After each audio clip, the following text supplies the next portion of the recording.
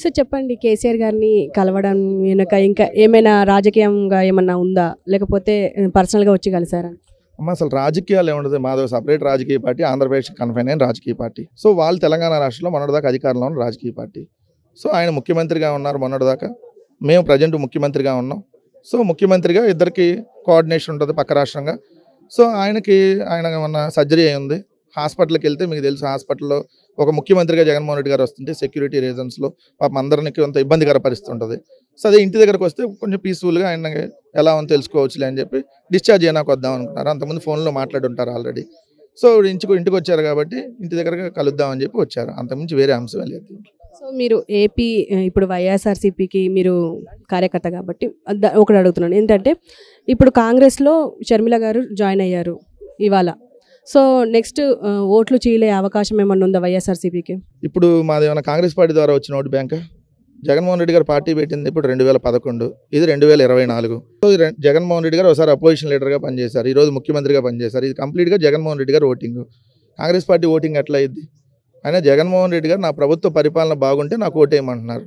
దాంట్లో కాంగ్రెస్ పార్టీలో ఒక వ్యక్తి వచ్చాడో, లేదంటే ఇంకొకళ్ళు ఎవరో నలుగురు వ్యక్తులను కలుపుకొని వచ్చారో, లేదంటే కాంగ్రెస్ పార్టీ 4 పార్టీలతో పొత్తు పెట్టుకొని వెళ్ళిద్దా, ఇంకోటి వెళ్ళిద్దా, వస్తే ఏముంటుంది? ఆంధ్రప్రదేశ్ రాష్ట్రంలో కాంగ్రెస్ పార్టీ గుండు 0.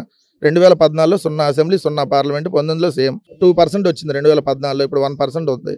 ఏమవుతుంది? షర్మిల గారు జాయిన్ అయితే 1%, ఇంకో 1% వచ్చి 20% ఓటింగ్ వస్తుందేమో.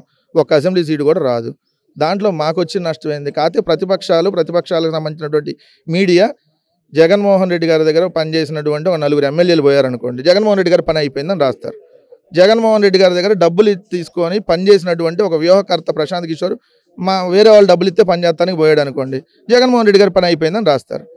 లేదు, జగన్మోహన్ రెడ్డి గారి దగ్గర ఒక ఎంపీ వెళ్ళిపోయాడు అనుకోండి, మేము సీట్ లేదంటే జగన్మోహన్ రెడ్డి గారు పని అయిపోయిందని రాస్తారు. లేదు, జగన్మోహన్ రెడ్డి గారికి సంబంధించి ఒక 4 కార్యకర్తలు ఎవరైనా ఒక గ్రామంలో అక్కడ లోకల్ లీడర్స్తో ఏదైనా సఖ్యత లేక ఏదైనా వెళ్ళిపోయారనుకోండి, వాళ్ళని కూడా భూతద్దంలో చూపించి జగన్మోహన్ రెడ్డి గారి పని అయిపోయిందని రాస్తారు. జగన్మోహన్ రెడ్డి గారి పని అయిపోయిందని రాసిన ప్రతిసారి జగన్మోహన్ రెడ్డి గారి బలం పెరుగుతూ ఉంది. 23 మంది ఎమ్మెల్యేలు జగన్మోహన్ రెడ్డి గారి నుంచి వెళ్ళిపోతే ఆ 23 తెలుగుదేశానికి మిగిలిన మాకు 151 సీట్లు వచ్చినాయి. సో జగన్మోహన్ రెడ్డి గారికి ఎంతమంది ఎక్కువ మంది ప్రత్యర్థులు అవతలు వస్తే జగన్మోహన్ రెడ్డి గారి బలం అవతలు అంత పెరుగుతూ ఉంటుంది. అంటే జగన్మోహన్ రెడ్డి గారిని ఎంత బలంగా మీరు కొట్టాలని చూస్తే, మనం గోడకు బంతిని అలా బలంగా కొడితే అంతే ఫోర్స్లో మళ్ళీ ఎట్లా వస్తుందో, అలా జగన్మోహన్ రెడ్డి గారిని మీరు ఎంత బలంగా కొట్టాలనుకుంటే మళ్ళీ అంత బలంగా పైకి ఎదుగుతూ ఉంటారు జగన్మోహన్ రెడ్డి గారు. మా బలం ఈరోజు 151 సీట్లు కాదు, 60% ఓటింగ్. మొన్న మాకు 151 సీట్లు 50% ఓటింగ్ వచ్చింది, రేపు 60% ఓటింగ్ రాబోతూ ఉంది. ఎన్ని రాజకీయ పార్టీలు కలిసి వచ్చినా, ఎన్ని మీడియా సంస్థలు కలిసి వచ్చినా మాకు వ్యతిరేకంగా, మళ్ళీ చెప్తా ఉన్నాను, ఎందుకంటే మాకు బద్ద వ్యతిరేకంగా కొన్ని మీడియా సంస్థలు పనిచేస్తూ ఉన్నాయి. సో వాళ్ళందరూ తెలుసు తెలుగుదేశానికి అనుకూలంగా పనిచేస్తారు. ఎంతమంది కలిసి వచ్చినా వైఎస్ఆర్ కాంగ్రెస్ పార్టీ దరిదాపుల్లో కూడా రాలేరన్న విషయం గుర్తుపెట్టుకోమని చెప్తా ఉన్నాం. మేము మంచి చేశాం కాబట్టి, మేము ప్రజలకు మంచి ప్రభుత్వంగా మంచి పాలన అందించాం కాబట్టి, మంచి చేస్తే మాకు ఓటేయమని అడుగుతా ఉన్నాం. ఇప్పుడు ప్రభుత్వం మీద వ్యతిరేకత అయితే కొంచెం ఉంది, దాన్ని ఎలా రెక్టిఫై చేయబోతున్నారు? ఎవరు చెప్పారు వ్యతిరేకత ఉందని? వ్యతిరేకత ఉంది అని అంటే మాకు అన్ని ఎన్నికల్లో మేము ఓడిపోవాలి కదా. ఒక గ్రాడ్యుయేట్స్ ఎన్నికలను పక్కన పెడితే ప్రతి ఎన్నికల్లో మేము 70%, 80% ఓటింగ్ సాధించాం. నిజంగా మా ప్రభుత్వం మీద వ్యతిరేకత ఉంటే మాకు అన్ని % ఓటింగ్ రాదు కదా. మా ప్రభుత్వం మీద వ్యతిరేకత ఉంటే, అవతల పార్టీల మీద నిజంగా అనుకూలతుంటే వాళ్ళు 10 రాజకీయ పార్టీలు కలిసి ఎందుకు వస్తాయి? సింగిల్గా వచ్చి సత్తా చూపేవాళ్ళు కదా. అంటే ఇది ఒక మైండ్ గేమ్. జగన్మోహన్ రెడ్డి గారి ప్రభుత్వం మీద వ్యతిరేకత ఉందని చూపించేసి ఏదో ఓట్లు దండుకోవాలనేది ప్రతిపక్షాల ఆలోచన.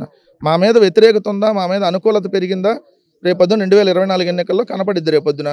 సో మేము ఒకటే స్పష్టంగా అంటున్నాం, మా మీద వ్యతిరేకత ఉంటే మీరు సింగిల్గా పోటీ చేసి సత్తా చూపించండి. అంటే మేము బలంగా ఉన్నాం కాబట్టే కదా, మా మీద అనుకూలత పెరిగింది కాబట్టే కదా మీరందరూ కలిసి వచ్చి ఏదో ఒక విధంగా కొన్ని చోట్ల డిపాజిట్లు సాధించుకోవాలి, కొన్ని చోట్ల ఏదైనా మెజార్టీ తగ్గించాలని భావిస్తుంది. సో మా ప్రభుత్వం మీద వ్యతిరేకత లేదు, మా ప్రభుత్వం మీద అనుకూలత పెరిగింది. ఇది రేపొద్దున 2024 ఎన్నికల్లో సీట్ల రూపంలో, ఓట్ల రూపంలో ఖచ్చితంగా కనపడింది.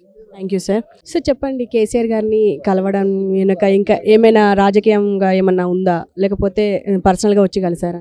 అమ్మ అసలు రాజకీయాలు ఏముండదు. మాదో సపరేట్ రాజకీయ పార్టీ, ఆంధ్రప్రదేశ్ కన్ఫైన్ అయిన రాజకీయ పార్టీ. సో వాళ్ళు తెలంగాణ రాష్ట్రంలో మొన్నటిదాకా అధికారంలో ఉన్న రాజకీయ పార్టీ. సో ఆయన ముఖ్యమంత్రిగా ఉన్నారు మొన్నటిదాకా, మేము ప్రజెంట్ ముఖ్యమంత్రిగా ఉన్నాం. సో ముఖ్యమంత్రిగా ఇద్దరికి కోఆర్డినేషన్ ఉంటుంది పక్క రాష్ట్రంగా. సో ఆయన మొన్న సర్జరీ అయింది. హాస్పిటల్కి వెళ్తే మీకు తెలుసు హాస్పిటల్లో ఒక ముఖ్యమంత్రిగా జగన్మోహన్ రెడ్డి గారు వస్తుంటే సెక్యూరిటీ రీజన్స్లో పాపం అందరికీ కొంత ఇబ్బందికర పరిస్థితి ఉంటుంది. సో అదే ఇంటి దగ్గరకు వస్తే కొంచెం పీస్ఫుల్గా ఆయన ఎలా ఉందో తెలుసుకోవచ్చులే అని చెప్పి డిశ్చార్జ్ అయినాక వద్దాం అనుకుంటున్నారు. అంతకుముందు ఫోన్లో మాట్లాడుంటారు ఆల్రెడీ. సో ఇంటికి వచ్చారు కాబట్టి ఇంటి దగ్గరగా కలుద్దామని చెప్పి వచ్చారు. అంతకుమించి వేరే అంశం లేదు. సో మీరు ఏపీ ఇప్పుడు వైఎస్ఆర్సీపీకి మీరు కార్యకర్త కాబట్టి ఒకటి అడుగుతున్నాను. ఏంటంటే ఇప్పుడు కాంగ్రెస్లో షర్మిల గారు జాయిన్ అయ్యారు ఇవాళ. సో నెక్స్ట్ ఓట్లు చీలే అవకాశం ఏమన్నా ఉందా వైఎస్ఆర్సీపీకి? ఇప్పుడు మాది ఏమైనా కాంగ్రెస్ పార్టీ ద్వారా వచ్చిన ఓటు బ్యాంకా? జగన్మోహన్ రెడ్డి గారు పార్టీ పెట్టింది ఇప్పుడు 2011, ఇది 2024. సో జగన్మోహన్ రెడ్డి గారు ఒకసారి అపోజిషన్ లీడర్గా పనిచేశారు, ఈరోజు ముఖ్యమంత్రిగా పనిచేశారు. ఇది కంప్లీట్గా జగన్మోహన్ రెడ్డి గారు ఓటింగ్.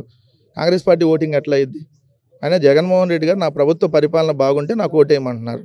దాంట్లో కాంగ్రెస్ పార్టీలో ఒక వ్యక్తి వచ్చాడో, లేదంటే ఇంకొకళ్ళు ఎవరో నలుగురు వ్యక్తులను కలుపుకొని వచ్చారో, లేదంటే కాంగ్రెస్ పార్టీ 4 పార్టీలతో పొత్తు పెట్టుకొని వెళ్ళిద్దా, ఇంకోటి వెళ్ళిద్దా, వస్తే ఏముంటుంది? ఆంధ్రప్రదేశ్ రాష్ట్రంలో కాంగ్రెస్ పార్టీ గుండు 0. 2014లో 0 అసెంబ్లీ, 0 పార్లమెంట్, 19లో సేమ్ 2% వచ్చింది. 2014లో ఇప్పుడు 1% ఉంది. ఏమవుతుంది? షర్మిల గారు జాయిన్ అయితే 1%, ఇంకో 1% వచ్చి 20% ఓటింగ్ వస్తుందేమో. ఒక అసెంబ్లీ సీటు కూడా రాదు.